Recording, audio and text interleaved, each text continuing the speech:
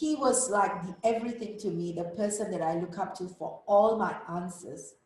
He just went to work one day and never came back. From the moment of the passing on my father, I lost it. I felt that I was very, very lost. And this conversation of being lost was hanging on for me for a long time. With that feeling of a loss, I agreed to go into an arranged marriage. And in that space, I generated what I was thinking was a journey of proving myself to be the best daughter that my father would love to see. And as I grew into it, I really, really enjoyed the journey. And I have three beautiful children out of that marriage.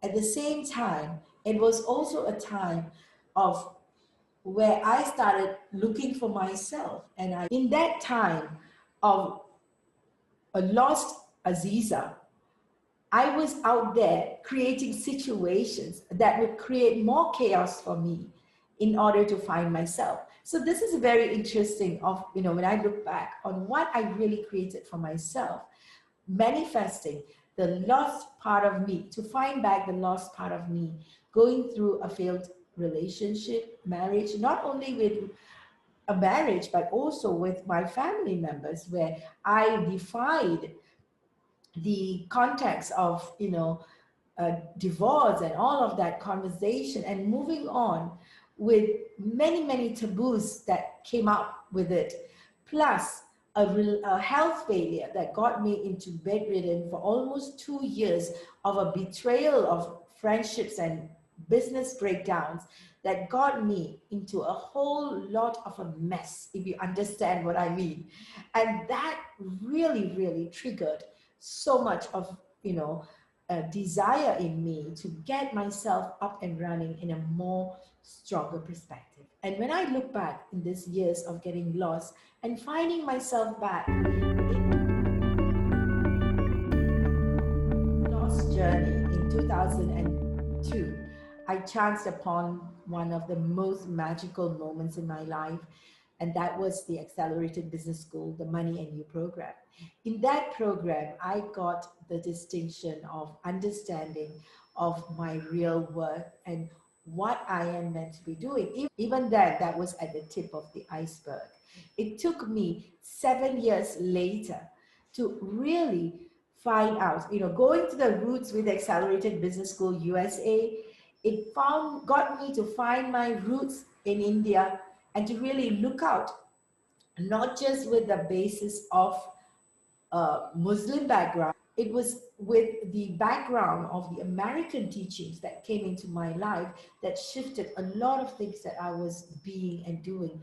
It got a little bit more chaos, I would say, and that triggered me to go into the real soul searching in 2010, where I met the Universal Peace Foundation, Guru Mahan, and he was the amazing teacher for the work that I started taking on in India.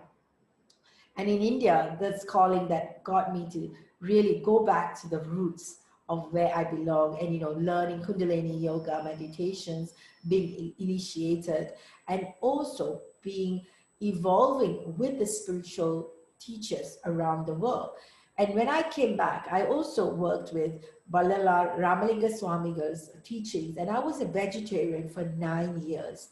And that was also a journey for me to explore, and I will do a separate video on that. And I'm really looking at how this evolved for me when I went into all these spiritual teachings. And again, this was looked at by my family and my friends as something really out of context. Even, the way that I was dressing was very different.